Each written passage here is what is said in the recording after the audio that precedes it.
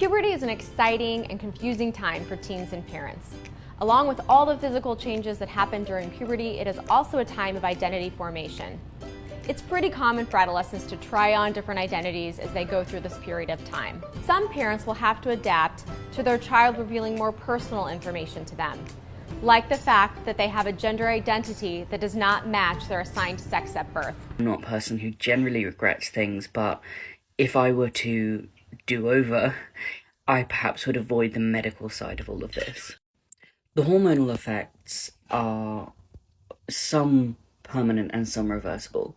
Some things have massively changed. I'm about 18 months since stopping testosterone, and it took a year for my menstrual cycle to kick back in, and I wasn't sure it would. I was fairly certain I was going to have some kind of false hormone to supplement and get to the point where I could even have a menstrual cycle. I was fearful that I would never get one, and that is a risk of long-term testosterone use. Boy, oh boy, oh boy, oh boy, oh boy. Whew. The medical community is getting exposed thoroughly, okay? And, it really is sad that we live in a world where doctors and scientists aren't adhering to science, right? In actual medicine, because they want to be woke. They don't want to be seen as homophobic, transphobic bigots. I don't understand the power of these words. Why do these labels and terms have so much power that people don't want to be labeled these things so bad that they will go against actual science to avoid the label, right? I mean, it's similar to what they do with racism, okay? Similar to what they do with racism, where they say, well, I don't want to be labeled a racist, so therefore I'm going to be racist in order to make sure I'm not racist, right? That's what anti-racism is, right? They tell white people that you have to be anti-racist in order to not be racist, but anti-racist actually just means being racist, right? Again, it really blows my mind, okay, how these labels are so powerful, okay, that they affect people's behaviors, and they make it so people simply don't want to adhere to reality, even if you are a doctor. In which it is important to adhere to reality, because we're talking about people's lives. People's lives are at stake, okay? And the most vulnerable lives are the lives of children, whom anybody with a decent amount of common sense would know that they're probably not old enough to make these types of decisions, especially considering the fact that there are plenty of people out there who are old enough to make this decision, that make the decision and end up regretting it. Namely, what they end up regretting is the procedures that involve them chopping off or somehow changing their genitalia. In the last 2 years of my life, and I realized it's been a complete hell. My life has just went down the hill ever since I had so-called bottom surgery trying to be a woman. And I regret it. I regret it 100%. I regret too that I ever thought I was trans, that I ever thought I could be a woman, and I wish I could go back and not have any surgeries or medical transition or take any hormones. To be honest, this transition has costed me so much of my health, both mental and physical, as well as certain relationships in my family. It costed me job opportunities. It costed me a career that I could have had. I don't know if you guys know it, but I do have 2 master's degrees and I'm a CPA. And honestly, this whole transition and my whole trying to be a woman thing completely derailed my life. And right now I have osteoporosis, scoliosis, I have a lump in my breast, I have 1-inch vagina, and so it's I have no sex drive. I'm trying to do the transition. I'm taking testosterone injection at this point, but I can't grow any facial hair. Nothing is happening. I mean, obviously I still wearing makeup and stuff, but makeup and hair does not make a woman. So I've been so delusional for all these years, and I just wish my family and friends weren't so supportive of my transition, and I wish they sat me down and talked to me and said are you sure this is what you want to do? Maybe you'll grow out of this. I have so much to say and all those things that I say are not gonna be like perceived well by trans community, but I don't care. I'm leaving trans community. At this point, I identify as non-binary person. Any pronoun is fine. If you see me as a man, that's fine. You can call me he. If you see me as a woman, you shouldn't. I'm not a woman. I thought I was one, but I'm not. And sorry, like honestly, I just don't know what else to say. And I know some of you guys thought I was trans and you guys looked up to me maybe, and like, but I've made a huge mistake that I cannot take back. I completely miss my sex drive.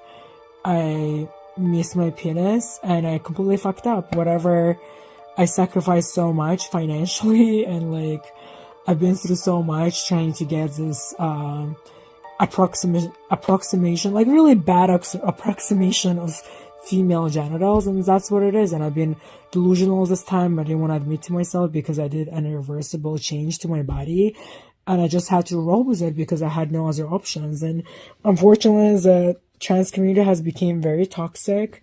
At this point, they've gone too far. My opinion doesn't count because I'm the one with complications.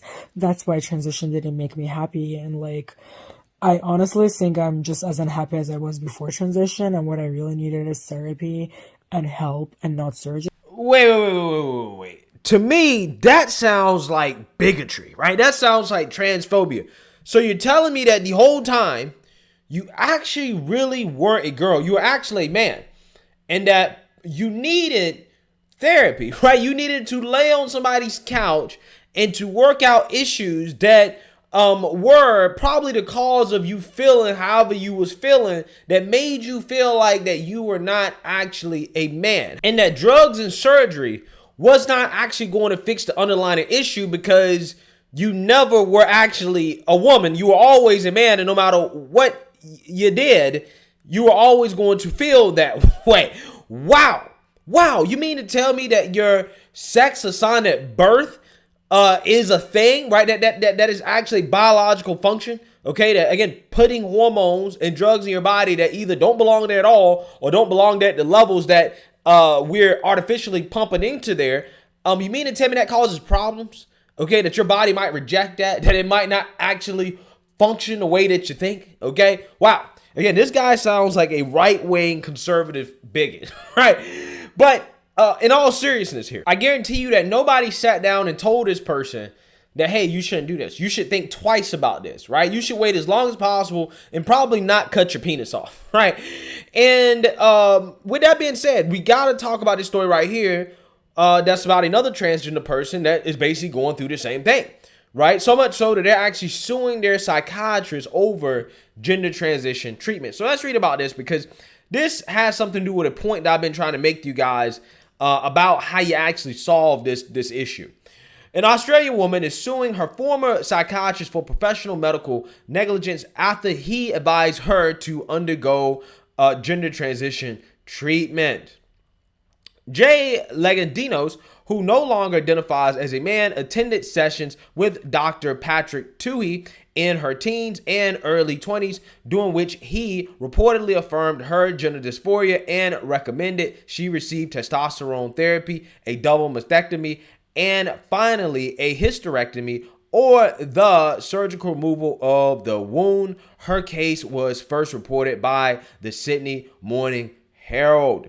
During each consultation, the first when Legandinos was only 19 years old, Tooney found, quote, no contradiction between the serious medical interventions and his patient's gender dysphoria, according to court claim file in the New South Wales Supreme Court. The doctor approved the procedures, the last of which, the womb extraction, was completed when Legandinos was 22 years old. Now 31 years old, Legandinos argued that her psychiatrist should have referred her to another psychiatrist for a second evaluation and opinion before she rushed into having irreversible reconstructive changes done to her anatomy. The statement of claim alleges that Tooney knew or ought to have known that Legandinos should have had her case examined further before approving more dramatic medical measures. Wow. So you mean to tell me that, I don't know, you should go see multiple psychiatrists, right? That you should take time, okay, before you undergo these irreversible surgeries, okay? This is the type of stuff that left wants to push on children. And if you push back against it, you say, nah, I don't think this is right, they say you're a bigot. You're a bigot because you don't want children to become 30 years old and to regret the fact that as a 16-year-old, they got their breast cut off, right? Or even as an 18-year-old, they got their penis cut off. You're a bigot for that, right? You are saying hate speech, right? Again, this is according to the left. But you have stories like this of grown people, okay, who go through this stuff, who are regretting it 10 years in the future because they know, oh, what I was born with actually matters. My body is biologically man or woman. And if I try to change that, obviously my body is not going to function properly. There are going to be issues because I'm actually really my biological sex. That's who I am. And that's not something I can change, right?